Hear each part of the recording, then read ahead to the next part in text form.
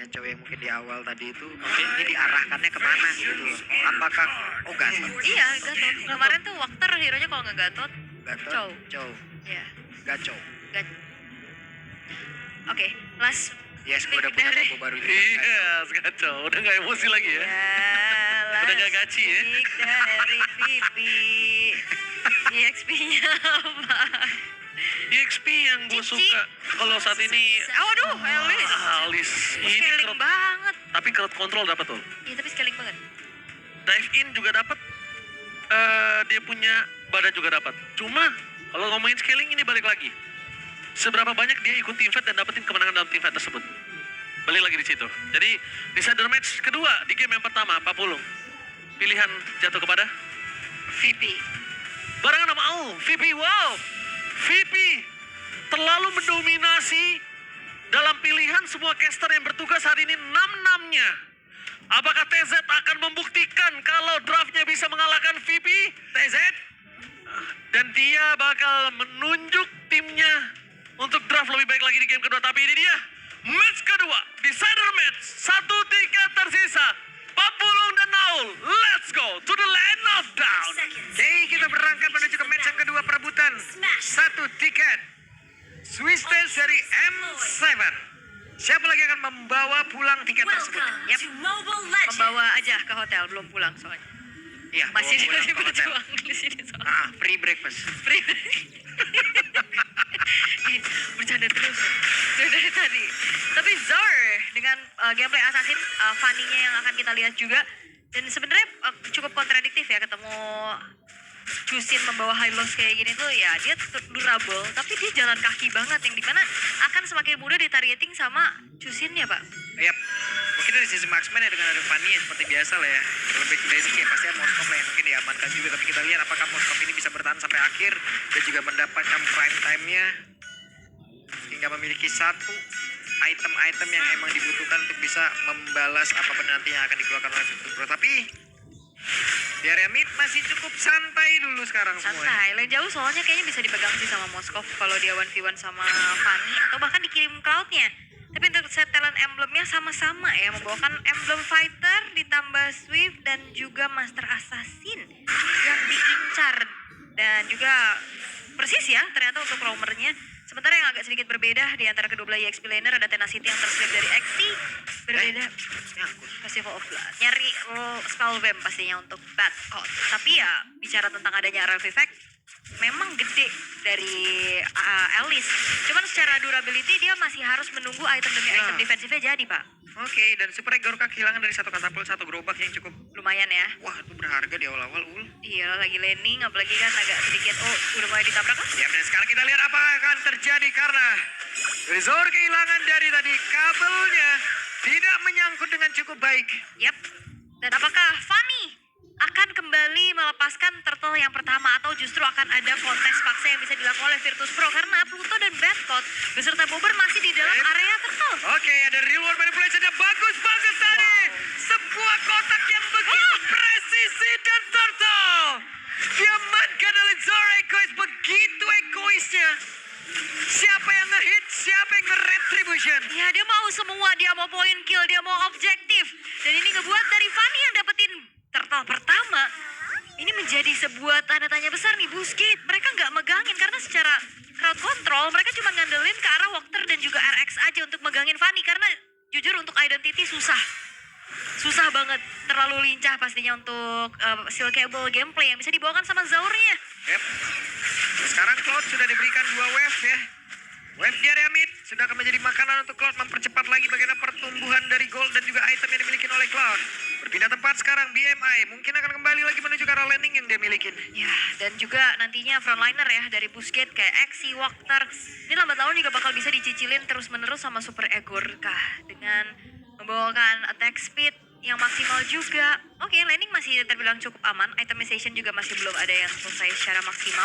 Tapi kayaknya Boober memang lagi mengincar menuju ke arah Glowing One terlebih dahulu ya sebagai satu life band yang dibutuhkan walaupun ya secara magic damage berkurang. Oke, ada pergerakan tadi dengan real world manipulation langsung dikeluarkan pula dan mungkin mendekat. Apa tahu Guardian gak mereka ada siapapun sementara sekarang coba lihat apa yang akan terjadi. Masih berhasil selamat Zorek Guys. Oke, sama Pluto di mana tempat Zaurnya melandas, itu udah langsung dibuka revitalize Pak Pulung. Boleh. Boleh. Ada revitalize di situ tadi. Ya? Ada, tadi dia pas udah beres tuh Capsule, jadi dia ada sedikit heal tambahan dari revitalize-nya si Pluto. Oke, 13 detik menuju ke arah turtle yang berikutnya akan segera muncul juga. Dan kali ini Kazue dalam keadaan yang tidak baik-baik saja, secara level dia under banget. Dan sekarang Badcott sudah mulai menyatroni. Wah, gak sendiri. Samperin lagi dong. Oke, akankah ada sebuah pertempuran? Cukup ramai sekarang di area Purple Buff. Dan Purple Buff itu jatuh ke tangan dari Kazue. Kazue. Tapi retri. Nah, ini akan menjadi sebuah kesempatan buat Virtus Pro bisa dapetin turtle tanpa adanya kekhawatiran kontes retribution dari Kazue, karena Zaur Egois sekarang retrinya ready. Sengaja tadi. Di sisi yang berbeda, Cloud dengan flicker yang dia bawa ya. Hero Misery itu kan sangat-sangat berbahaya sekali. Tapi sekarang, Identity menjadi korban tadi sepertinya dari Super Egorka. Oke. Wow, Exi bakal menjadi garda terdepan lagi kah? Tapi kayaknya udah mulai berat ya untuk menelan damage yang begitu banyak juga. Dan Virtus Pro, mereka tahu betul step-step yang mereka ingin lakukan sebelum turtle. Mereka dapetin dulu satu orang, mereka trigger dulu satu buah retribution-nya dan dipegangin, ternyata nggak di-reset Zaur. Oke, itu dia Spear of Destruction ini. Zaur Egois kalau gabung sama Super Egorka jadi Super Egois ini.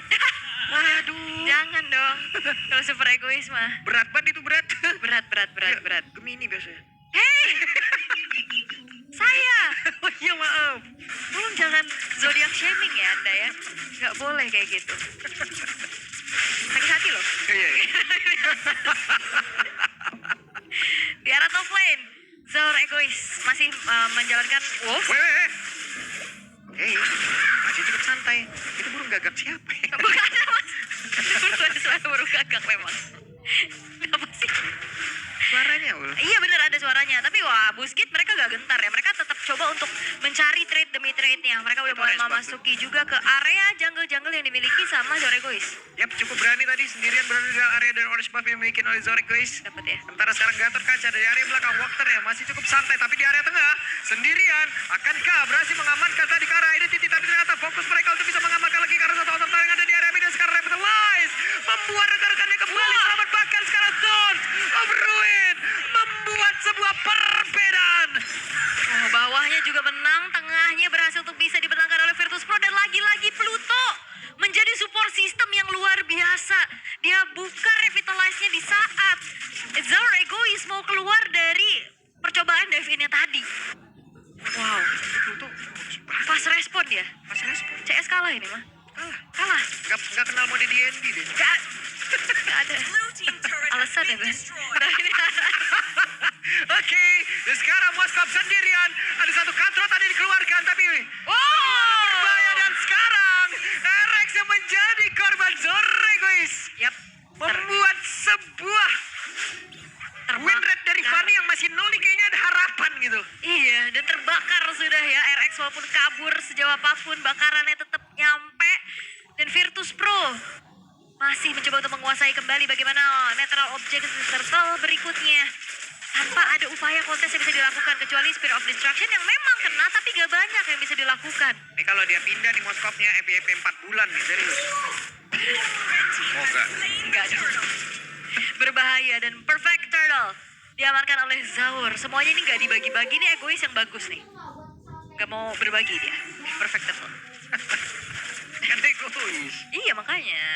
Top lane juga udah mulai didorong lagi perlahan-lahan. Dan Buskit, mereka harus mengandalkan mungkin nanti inisiasi dari Walker atau react aja. Oke, sementara sekarang Uranusnya masih berjuang, masih berjibaku guna untuk bisa mempertahankan. Wow! What happened? Begitu baik Badcat. Sons of Ruin begitu indah dilanjutkan lagi dengan sekarang. Coba lihat, ada blazing duet dua player terkapar di dalam hutannya sendiri. Gila. Lompatnya ke depan, flicker ke kanan. Siapa yang sangka? Siapa yang bisa react secepat itu? Siapa yang tahu kayak gitu pergerakannya? Wow. Wah, Badcat. Gokil sih. Virtus Pro, mereka mendominasi dengan begitu mengerikan juga. Lane atasnya udah dipegang sama Super Egorka. Belum ada kesempatan sama sekali dari Buskit untuk bisa mendapatkan apapun. Turret belum ada yang dihancurin, point kill 0, objektif gak ada.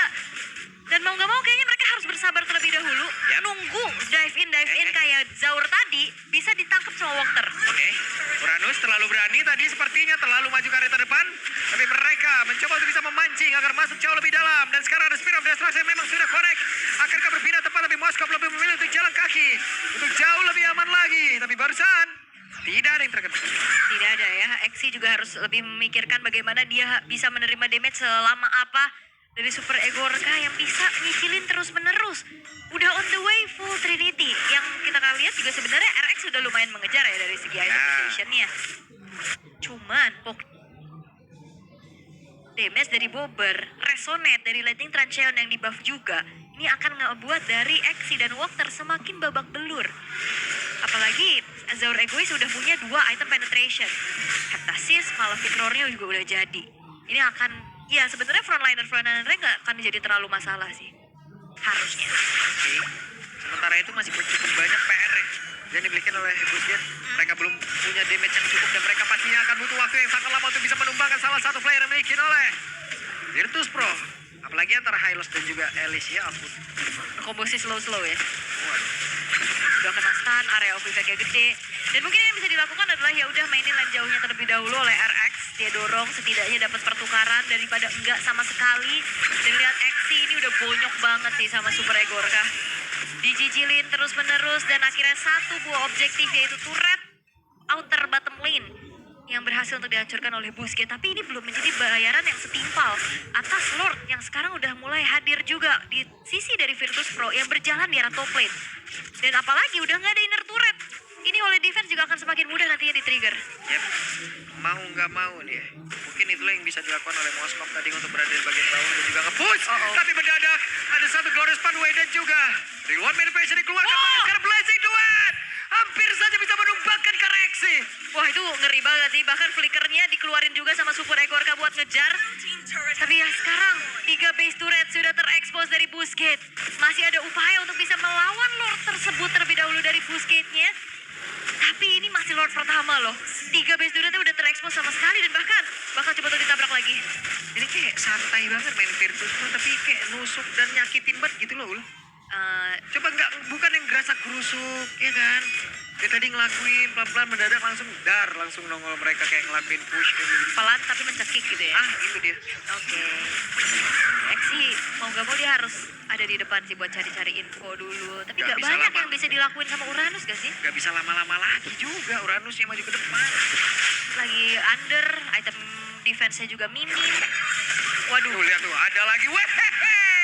Sons of Ruin dan Narek yang menjadi korban. Untuk kali ini 1 damage per second yang dibutuhkan untuk bisa menjadi defense yang baik tapi malah tumbang. Yap, itu dia serangan kejut yang bisa diberikan juga oleh Badcott yang bahkan tadi juga gak buka ke arah flickernya ya.